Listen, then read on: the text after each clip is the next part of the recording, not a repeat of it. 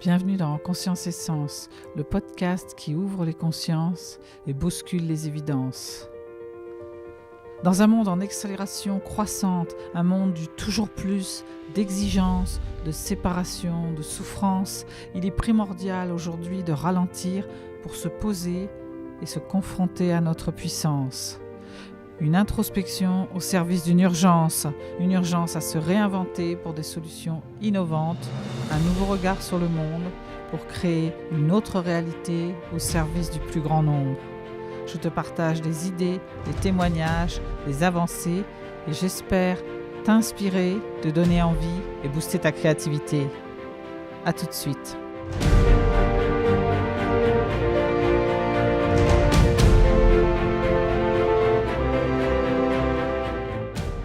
Mardi dernier, j'ai eu au téléphone une amie qui est réapparue après 37 ans. Quelques jours avant, j'avais pensé à elle en jouant du piano. Je m'étais remémoré un souvenir. Je ne sais pas pourquoi j'ai pensé à elle, parce que des souvenirs de piano, j'en ai avec d'autres beaucoup plus récents et presque plus importants même, j'aurais envie de dire, sans vouloir faire de comparaison. Mais ce jour-là, j'ai pensé à elle au piano. Je me suis revue jouer au piano chez sa grand-mère où nous avions été invités. Et donc, il semblerait que ces deux événements finalement soient liés par quelque chose qui prendrait peut-être sa source dans la coïncidence. Hasard ou coïncidence ? Coïncidence, selon le dictionnaire, c'est une succession d'événements très rapprochés dans le temps et qui, par hasard, sont liés l'un à l'autre par quelque espèce de similitude évidente. Et souvent, c'est associé à, quand on pense coïncidence, il y a une notion d'extraordinaire derrière, qui effectivement n'a pas eu quelqu'un comme ça qui est réapparu dans sa vie alors qu'on venait d'y penser quelques secondes avant. Et tout d'un coup, il téléphone ou on l'aperçoit dans la rue. Ça ferait de ce hasard finalement un événement significatif qui pourrait en plus parfois changer radicalement le cours de ta vie. Je me souviens de quand je travaillais sur mon module de formation Posture Coach où j'ai voulu faire paraître une annonce pour recruter du monde. Je pensais l'avoir fait dans un petit groupe de coachs que je connaissais et je me suis retrouvée par erreur. J'ai fait une mauvaise manip, c'est la seule explication rationnelle que j'ai trouvée. Je me suis retrouvée à poster ça dans un autre groupe, une ancienne école de coach, voilà. Et ça a déclenché tout le départ en fait d'un groupe de projet, d'un module Posture Coach qui est devenu finalement l'Académie des coachs. Il y aurait donc quelque chose d'un événement finalement pas dû au hasard, mais qui prendrait tout son sens dans notre destinée. La définition psy de ce qu'on appelle finalement comme une synchronicité, c'est une occurrence simultanée d'au moins deux événements qui se présentent, mais sans lien de causalité, mais dont l'association prend un sens pour la personne qui les perçoit. C'est-à-dire que là où on ne voit que deux événements apparemment sans lien aucun, la personne fait un sens et arrive à les relier. J'ai souvenir de cette amie qui me racontait qu'un jour, au moment où elle souhaitait déménager, elle commençait à s'inquiéter parce qu'elle se disait « j'ai rien pour déménager, où est-ce que je vais trouver des cartons ?» Voilà, c'était vraiment l'inquiétude du jour. Je me souviens d'un jour où c'était plus important qu'un autre et quand elle est descendue de chez elle, il y avait des cartons empilés au bas de l'escalier, en bas de chez elle. Donc c'est intéressant comme deux événements, ou plusieurs, qui arrivent, qui n'ont apparemment aucun lien entre eux, au sens on n'a pas fait quelque chose de précis pour provoquer ces événements, se retrouvent liés par un sens, quelque chose qui fait sens pour nous. J'ai envie de vous lire une histoire tirée du livre « Il n'y a pas de hasard » de Robert Hoppe, qui est un psychothérapeute et qui raconte l'histoire de Cathy et qui illustre bien ceci. À une époque de sa vie, Cathy s'est retrouvée, comme on dit, entre deux. Elle venait d'avoir son diplôme de fin d'études secondaires, mais ne savait pas très bien vers quoi se diriger. Comme c'est souvent le cas, elle a eu avec un jeune homme de son âge une liaison qui a duré 1 an ou 2, puis là encore, rien d'extraordinaire, ils sont partis chacun de leur côté. Pour Cathy, cela s'est traduit par un départ pour la Californie, où elle s'est mariée et a eu 2 filles. Au fil des ans, pendant toute la durée de son mariage, mais aussi lors de son divorce et de son remariage, elle a de temps en temps eu une pensée pour Richard, son premier vrai petit ami. Mais 30 ans après, cela relevait davantage de la curiosité vague que de la nostalgie. Un peu comme si elle se remémorait un vieux film. Richard vivait sûrement à 1000 lieues d'elle, et puisque sa vie lui donnait relativement satisfaction, elle n'avait guère envie de pousser plus loin ses interrogations peu fréquentes. Elle avait atteint la 50aine, son destin semblait tout tracé, et les intrigues primaires ou secondaires qu'elle avait pu vivre au sein de son récit personnel ne lui paraissaient pas significatives. Alors, qu'est-ce qui l'a incité à un moment donné à songer de plus en plus à Richard ? Rêvait-elle de lui la nuit sans vraiment s'en souvenir au réveil ? Voyait-elle des gens qui le lui remettaient en mémoire ? Était-elle malheureuse dans la vie ? Son mariage tournait-il à l'aigre ? Je lui ai posé la question, elle n'a pas su me répondre. Tout à coup, elle éprouvait seulement un besoin urgent de savoir ce que Richard était devenu. Fallait-il mettre cela sur le compte de l'ennui, d'un quelconque contact psychique entre eux ? Le hasard a-t-il joué un rôle dans l'affaire ? Nul ne le sait. Toujours est-il qu'elle s'est mise à passer des coups de téléphone en tous sens afin de retrouver sa trace. Elle a commencé par appeler quelques personnes dans leur ville natale à tous les deux, puis une fois sa curiosité piquée au vif, suivi les pistes qu'on lui indiquait. Elle a ainsi appris que Richard travaillait pour une certaine compagnie d'assurance dans l'est des États-Unis qui étendait ses tentacules à travers tout le pays. Et l'ancien petit ami portait un nom très courant, Richard Johnson. Une année durant, Cathy s'était forcée de le retrouver. Elle a parlé à des tas de Richard Johnson et aussi à des gens qui avaient connu un Richard Johnson travaillant dans les assurances, mais ce n'était jamais le bon. Étant donné qu'elle n'avait pas de véritable raison de le localiser et que les difficultés rencontrées finissaient par avoir raison de sa curiosité, elle a cessé de s'en préoccuper activement et mis l'affaire de côté, dans un tiroir mental où nous rangeons toutes les choses que nous n'éluciderons jamais.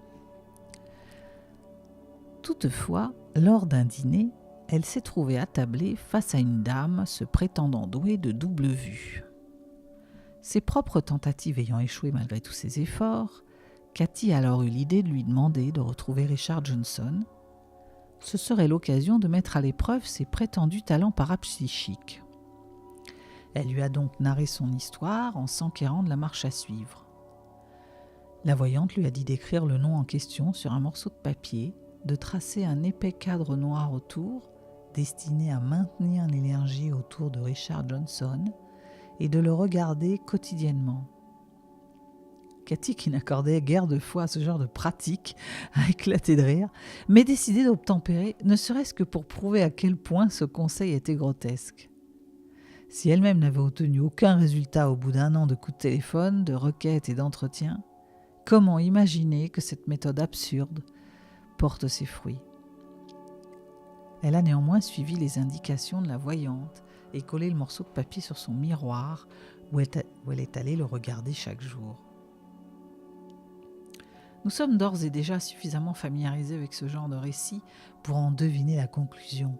Une semaine plus tard, Cathy a trouvé dans sa boîte aux lettres un mot du même Richard Johnson qui ignorait tout de ses efforts pour le retrouver, mais s'était mis en tête, depuis sa ville du Midwest, de reprendre contact avec ses anciens amis. Il avait joint la sœur de Cathy, restée sur place, obtenu son adresse en un seul et unique coup de fil et décidé de lui écrire.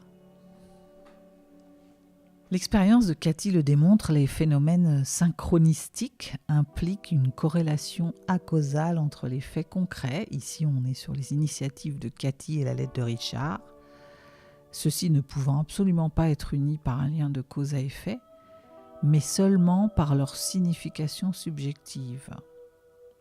Si l'importance de la connexion entre Cathy et Richard est mise en évidence par ses actes, elle a entrepris des recherches, consulté une voyante, mis noir sur blanc le nom de son ancien petit ami, on ne saurait contester que ces actes n'ont en aucune manière causé l'arrivée de la lettre. On pourrait arguer que sont intervenus des facteurs immatériels tels qu'une forme de communication secrète, silencieuse, magique entre les deux, et c'est là ce qui a provoqué la prise de contact, mais la croyance en certaines causes immatérielles dont le fondement ne peut être ni prouvé ni infirmé n'est qu'une croyance justement, une question de conviction personnelle et non un phénomène relevant de la causalité observable. Dans le cadre de la causalité, cette reprise de contact est pure coïncidence. C'est un événement extraordinaire mais productif de sens, producteur de sens, qui s'est produit par accident dans la vie de Cathy. L'idée de la synchronicité existe depuis l'aube de l'humanité. C'est Jung, Carl Gustav Jung, médecin psychiatre suisse né en 1875 et fondateur de la psychologie analytique et penseur influent, qui a grandement contribué à mettre en lumière ces histoires de synchronicité. Et il a remarqué que ce terme, quand on analysait les événements dits synchronistiques, il possédait 3 caractéristiques. La première, il avait remarqué que ces événements, comme on vient de le dire dans l'histoire de Cathy, étaient reliés de manière acausale, c'est-à-dire qu'il y avait une suite d'événements mais qui n'étaient pas liés de cause à effet, c'est-à-dire que les événements survenus avant n'avaient pas causé la suite des événements suivants. Deuxièmement, il s'accompagnait invariablement d'une perturbation affective. Il révèle en fait une indubitable coloration affective. Selon le théologien Rudolf Otto, on parle de numinosité, c'est-à-dire la sensation d'être irrésistiblement en présence du divin, de vivre un phénomène transcendant les limites de l'humain. Un phénomène un peu magique, du coup, inexplicable dans la matière, comme on dit. Troisièmement, la nature de l'expérience, essence même de l'événement, dans la quasi-totalité des cas, était de nature symbolique. Par exemple, vous êtes dans le brouillard d'une situation, vous n'arrivez pas à y voir clair, vous n'y comprenez rien, vous êtes en train de réfléchir, tout d'un coup votre lumière s'éteint, bizarrement, et puis tout d'un coup elle se rallume et les idées viennent. Il y a une symbolique de « j'étais dans le noir, ça s'est rallumé et hop, les idées sont arrivées ». Et il y en a une quatrième, ajoutée par Robert Hopke, c'est la place, parle de la place des coïncidences dans le roman de notre vie. Il dit que les synchronicités surviennent lors d'importantes périodes de transition. Et du coup, ces événements synchronistiques deviennent de véritables tournants dans notre existence.